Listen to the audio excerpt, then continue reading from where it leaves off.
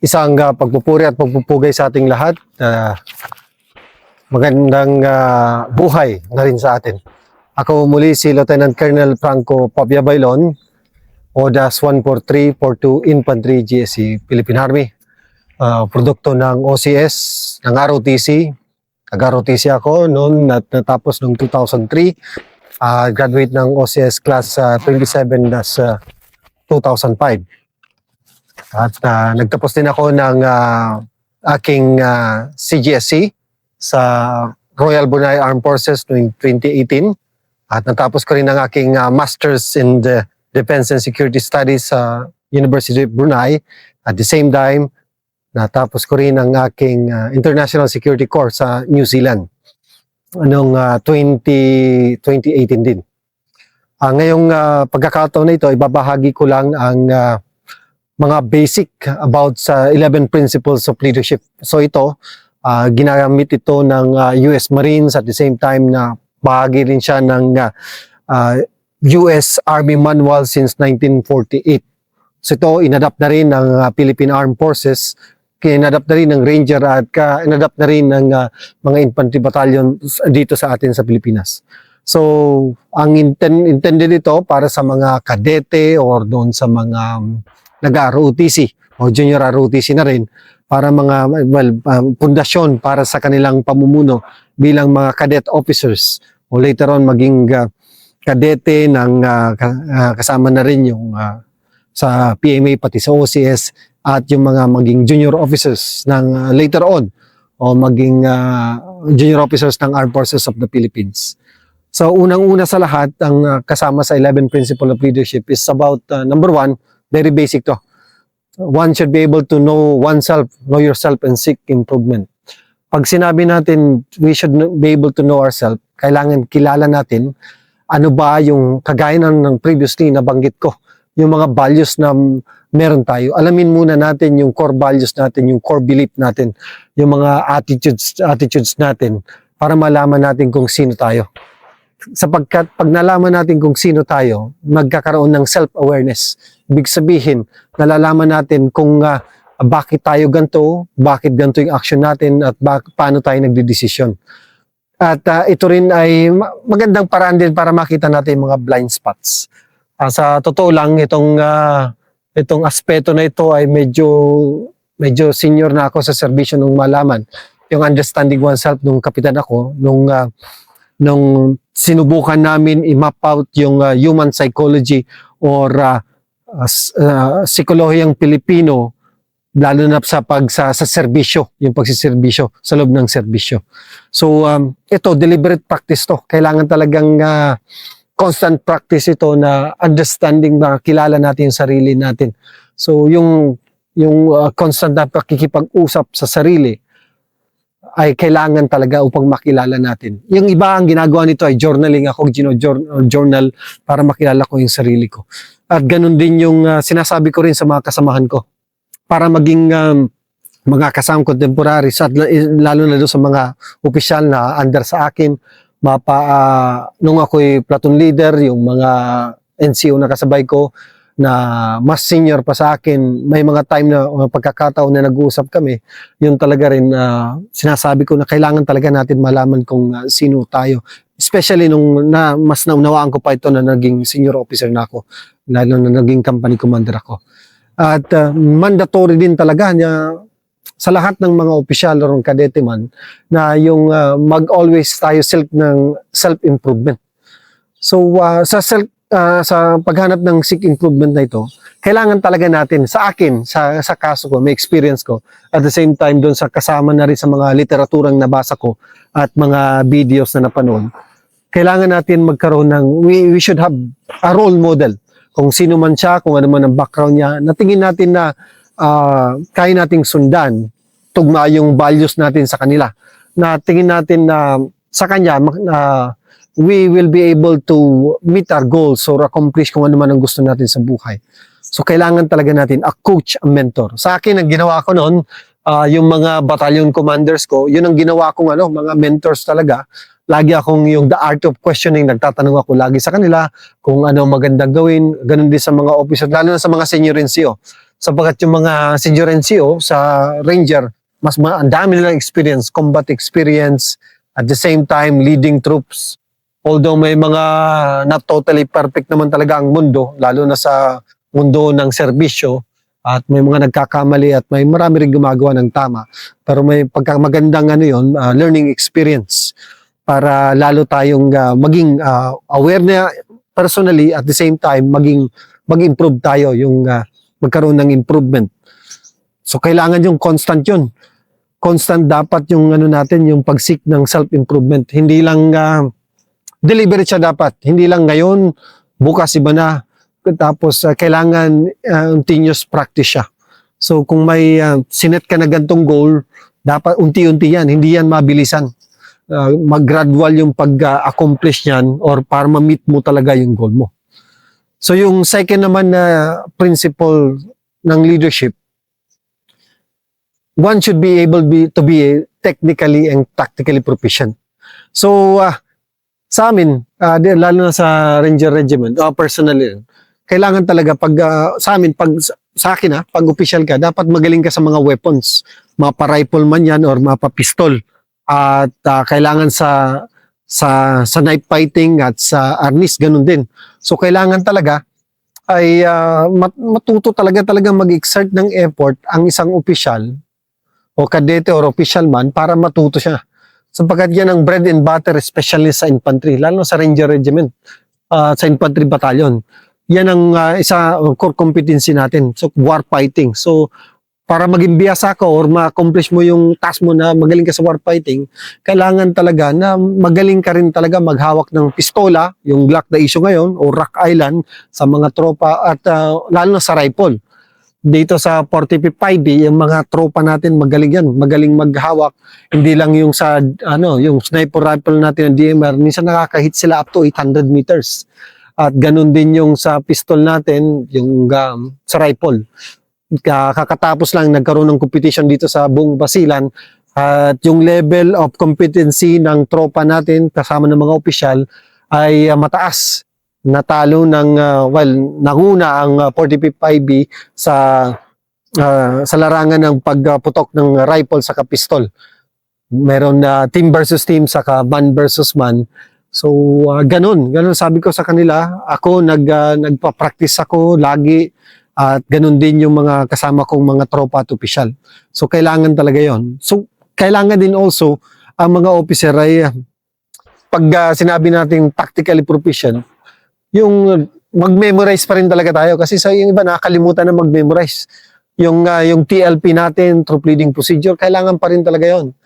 Lalo na nung kailangan isa puso na yan, tapos kahit wala ka ng notes,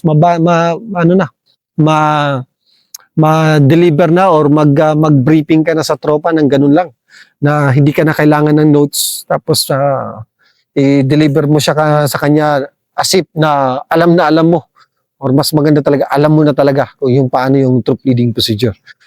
Then rehearsal talaga, yan ang very, very significant. Kung technically and tactically proficient ka na, kailangan pa rin talaga yung the principle of rehearsal.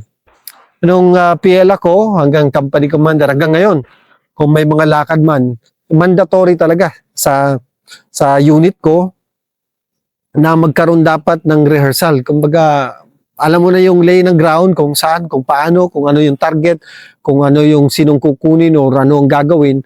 Kailangan talaga magkaroon pa rin ng rehearsal. Even though laging ginagawa na yun ng tropa, kailangan ulit-ulitin pa rin sapagkat maraming pwedeng mangyari pag in-execute na. So yung mga possibilities, yung risk assessment pag in-execute yung ganitong uri ng operation, kung ano ba uri ng operation yan, kailangan pa rin talaga. At kailangan bilang an officer, kailangan embrace natin yung challenges. Marami talagang challenges. Wag tayong maging close-minded yung mindset natin.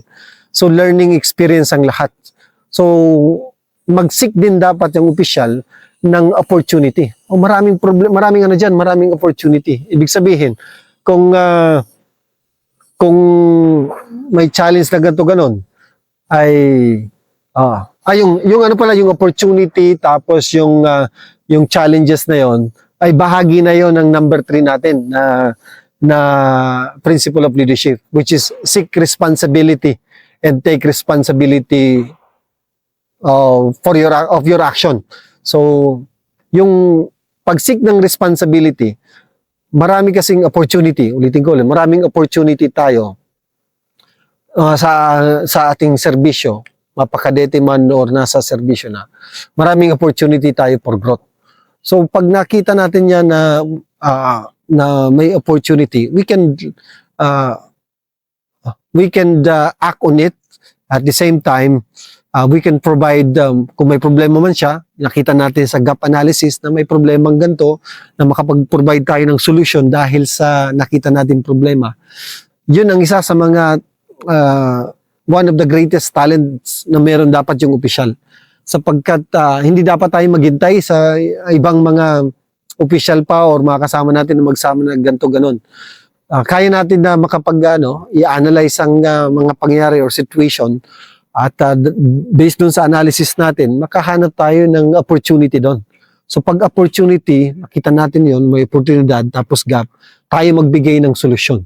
So, pag ganung officer ka, especially pag staff officer ka, or kahit nasa ground man, may mga sa combat, pag nakita yan ng mga senior officer mo na ikaw na mismo nagte-take ng initiative, na ganun nakita mo yung problema at provide mo ng solusyon, hahanap-hanapin ka ng mga senior officer mo. Kagaya na nangyari sa akin din, marami akong mga ginawa na mga na-synthesize ko yung mga pangyayari, mga different challenges at the same time nakapag-provide ng solution sa mga different problems na na-encounter ko. Nung kagaya sa combat operation, yung paano pag-execute, modification ng TTPs, nung nasa Ranger Regiment ako, nung doon naman ako doon sa PSG, enhancement ng TTPs ng Special Reaction Unit, yung details sa akin na lang yun, para basta applicable siya sa iba't iba ng terrain, jungle,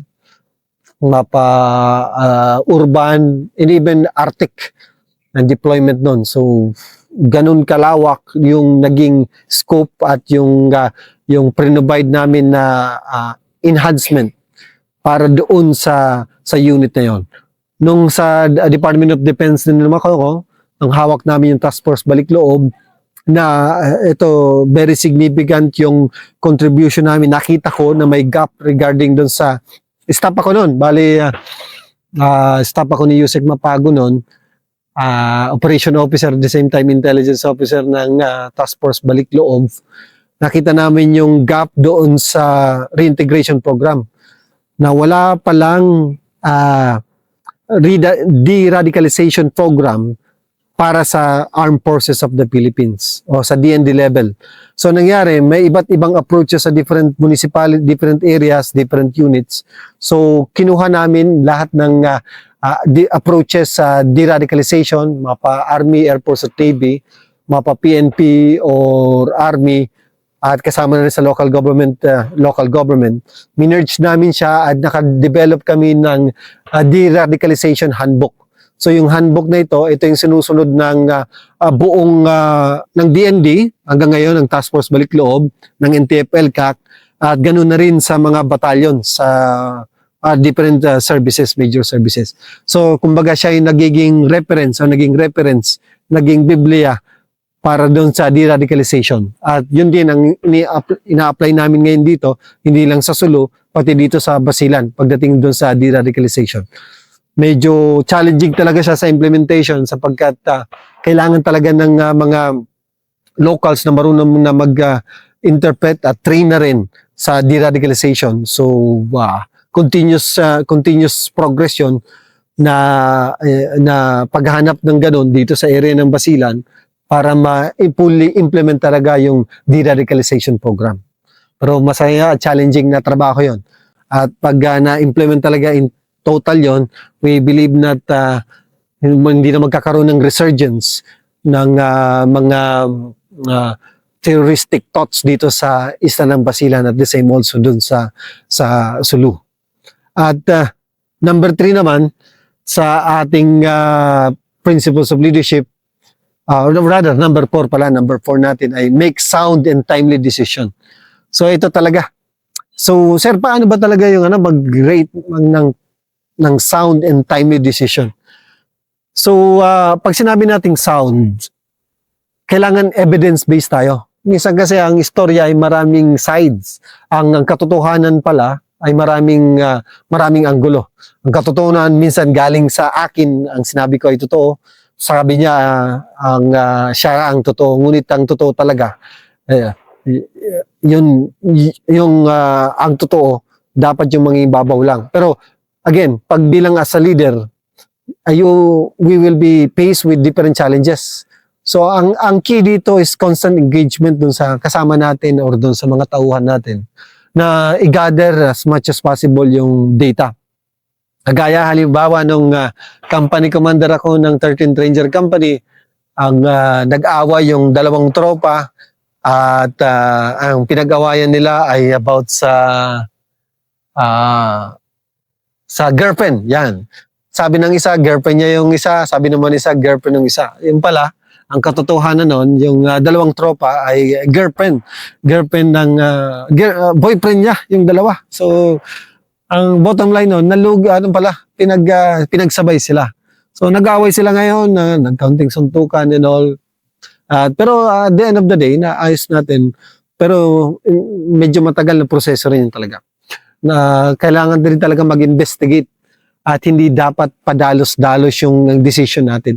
So, ang mangyari kasi niyan, pag yung sound yung decision natin as a commander, as a leader, company commander, platoon leader, or even squad leader, or battalion commander, tapos timely siya, ibig sabihin, nalaman mo yung nakuha mo yung mga data, mga inputs, yung mga katotohanan talaga, base na rin sa mga witnesses, tapos kung may video evidence, pieces of evidence, meron tayo niyan. At na-deliver mo ito in a timely manner. Magdi-develop ito into trust doon sa leader, doon sa iyo as a leader, as a company commander, platoon leader, or battalion commander. Ayun ang sinusubukan kong implement dito sa battalion. At di rin talaga natin maalis na may mga bagay na masyadong emotional yung iba pagdating sa mga ganyang issue or kaso. So as much as possible, binabawasan natin yung pagiging too much emotional doon sa pag-decide kung ano talaga yung nararapat na solusyon doon sa problema. Iba-iba talaga ng problema, lalo na sa unit, sa serbisyo na kailangang harapin. Problema sa pamilya, problema doon sa samahan sa tropa, problema sa komunidad, problema ng komunidad against sa members ng community, at problema rin nila minsan kasama yung tropa, at minsan kasama pa yung mga dito sa area namin yung heavily armed, lawless organized group. So iba't ibang level ng problema talaga, iba't ibang challenges. Pero ang kagandahan nun, pag nakuha mo yung facts, less emotion, tapos nakapag-decide ka in a timely fashion, maka-develop ito ng trust. So, yun ang ginagawa namin dito sa battalion ngayon. At yung trust ng community, we believe nandun pa rin dahil sinusubukan namin na kunin lahat ng panig, lalo na especially sa Rido settlement. Maraming mga lumalabas na mga comments, tapos mga issues na pag pinatawag mo silang pareho, iba pala talaga ang tunay na storya. Sabi nung isa, yung sa Party A, ang sabi niya, kinuha ni Party B yung gantong gamit. Sabi naman ni Party B, hindi namin kinuha yun, hiniram lang. So mga ganong issue, mga napaka-simpleng bagay na kailangan na masolusyonan, makausap kagad sila at mabigyan ng solusyon kagad. Sapagkat dito, sa area namin dito, may mga pagkakataon na, more open than not, na nagiging issue siya para magbarilan sila using their firearms. So, as much as possible, we are trying to prevent that. At ang number 5 natin, na leadership principle, basic, set the example. Yan din talaga sinusubukan ko talaga, lalo na sa akin. yung live yung core values, yung values na meron talaga yung sa akin, mga significant core values kung yung implement talaga ito. Although I would not say that perfect, no one is perfect. Bisag unsan, no one is totally righteous talaga. Pero I'm trying my best to be able to to be the example not only doon sa unit dito sa unit ko, but doon sa mga previous units ko. Sa kagandahan sa Ranger Regiment no ng kinalakihan ko at mga kasama kong battalion commanders, senior officers, yung ano talaga nila, yung sa level of excellence, sa kailangan subukan talaga na at least maging proficient talaga. So kailangan pakita mo na kung gusto mo ganito grade ng tropa sa PFT, dapat mag-excel din, dapat magpalakas din, tamakbo pag okay sa lugar. Ganun din ngayon dito rin sa batalyon, ganun pinapagawa ko. At kung sabi ko dun sa mga private at PFC na dapat makapull up sila ng 5 or 8, dapat ako rin mismo makapag-pull up. So mandatory yon dito sa amin na ako nagpo-pull up at sa mga private PFC na mag-pull up sila para malakas yung upper body nila, which is kailangan talaga. Kailangan talaga yon, especially dito sa uri ng trabaho natin. Yung iba hindi ma-appreciate yung dapat malakas yung upper body natin. Pero pagdating sa mga engagement, combat engagement, doon sa mga emergency, mga scenarios na gano'n, bibigla ka na lang bakit nakaya mong buhatin ng gantong kabigat, tapos nakaya mong mahila yung kasamahan na nagawa mong execute yung kala mo hindi mo kayang gawin. Pero pag prepare yung tao, malakas yung upper body, maliban doon sa normal na, malakas yung sundalo, yung stamina, kailangan pa rin malakas talaga yung upper body. So, ganun ang pinapagawa ko. Ganun din. At sabi ko nga rin, susunod na gagawin, ginagawa na rin namin, yung battalion commander nga, sabi ko, mandatory, mag-tiger jump. So, mag-tiger jump din. Dapat yung tropa, mga PFC down, dapat marunong din. Kailangan talaga sa combat operation. At the same time, yung itong natin pagsiset ng example, hindi lang dapat doon sa physical attributes ng tao, kundi doon sa pamumuhay. Maraming challenges talaga sa sundalo, especially sa challenges not only pagdating doon sa family natin, sa personal life, maraming challenges yan. As much as possible, yung standard na meron ako, ay ganun din yung standard na pina-implement sa battalion and kahit nung nasa company ako. So, ini-expect ko kung ano man, kung ganitong ginagawa ko, hopefully ganun din yung gagawin nila. Dito sa battalion namin, open yung family. Sabi ko, 1 month, approved, authorized dito. Kasama yung family, kasi ganun din ang ginagawa ko para maka-spend time talaga ng family, na family time with kung hindi or kahit may time ng family mo kapag bakasyon. At yung number 6 natin, yung almost kalahati na tayo sa 11 Principles of Leadership, ay yung know your people, kilalanin mo sila, and look for their welfare. Ulitin ko, you know your people and look out for their welfare. So, yung knowing your people, mandatory talaga na lagi kang makipag-usap sa kanila. As a leader, yung iba tinatago na lang yan sa bulahan. Konting tanong-tanong, pero makuha mo yung aspirations, yung goal, yung family situation, yung anong balak niya sa career niya, kung anong gusto niyang schooling, or bakit gusto niya ganung schooling, or kung may mga problema siya. So basic yun. Nung company commander ako, kahit nung platoon leader ako, constant talaga nakipag-usap. At hanggang ngayon, yung kasama ko sa company, 13 company, may chat group pa rin kami. O company na yun, hanggang ngayon, yung iba, nagbo-volunteer sumama sa akin dito sa Basilan, yung iba, sasama na lang daw sa akin pag nasa GHQ na ako. Sabi ko sa kanila, sige lang, ang gusto nyo. May mga pagkakataon na naging close na rin talaga kami. Iba pa rin talaga yung bond ng yung samahan pag nakasama mo sa combat operation or yung grabbing engagement. So, ganun talaga. Kailangan na active talaga yung active listening tayo, active yung pakikinig natin sa tropa natin. to the point na hindi na masyadong toxic. Kasi ang nangyayari, yung mga problema nila, minsan masyadong kailangan mag-create din tayo ng barrier. So mandatory talaga sa officer din na at least mayroon psychological intervention training. So ngayon, mandatory talaga yon. I don't know kung ini-implement pa sa iba, pero mandatory talaga na at least yung officer na gano'n or senior NCO na may counting training gano'n or understanding. Yung psychological appreciation doon sa mga nakakausap. Kasi pag masyadong naging sponge naman yung officer, ibig sabihin, ano yung sponge principle? Na pag maraming kwento na yan, puro negative, i-absorb yan ng tao. Even doon sa mga kaibigan kong na mga psychologist, mga therapist, na pag nasobrahan naman yon ay yung problem, yung negative, yung mga negative stuff doon or elements doon, na-absorb din ng tao. So in a way, kailangan din talaga mag-put up ng barrier or ilabas din in a way na healthy rin para dun sa opisyal o dun sa nakakausap niya. Yung mga nag-undergo siguro ng mga gantong session o mga session about